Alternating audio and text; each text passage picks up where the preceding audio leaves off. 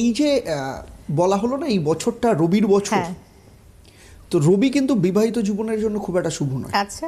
কারণ সান রবির সংজ্ঞা কি? রবি কিন্তু অহংকার নিয়ে আসে, ঈর্ষা নিয়ে আসে, আচ্ছা ইগো ক্ল্যাশ নিয়ে আসে। আচ্ছা। ঠিক আছে। আবার ক্যারিয়ারের ক্ষেত্রে রবি কিন্তু খুব ভালো সাপোর্ট দেয়। তো এই জায়গাটা বলা হয়, খুব সুন্দর একটা টুইস্ট আছে অ্যাস্ট্রোলজিতে বলা হয়, যেমন দশম স্থান কারোর জন্মছকের 10th হাউস, দশম স্থান।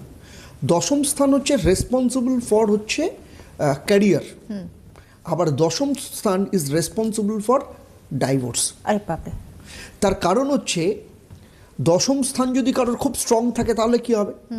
দশম স্থান যদি খুব ভালো স্ট্রং থাকে তার মানে সে ক্যারিয়ারের ক্ষেত্রে সে ভীষণভাবে ফোকাস থাকবে, ওয়ার্কহলিক হবে আচ্ছা। তার সমস্ত কিছু। তো তার পাশাপাশি কি হবে? সে ফ্যামিলির জন্য সময় দিতে কম পাবে, নিজের ক্যারিয়ারের ব্যাপারে অনেক বেশি ফোকাস থাকবে রাদার দ্যান পার্সোনাল রিলেশনশিপ। দুটো বিপরীতমুখী হয়ে গেল। একদম বিপরীতমুখী।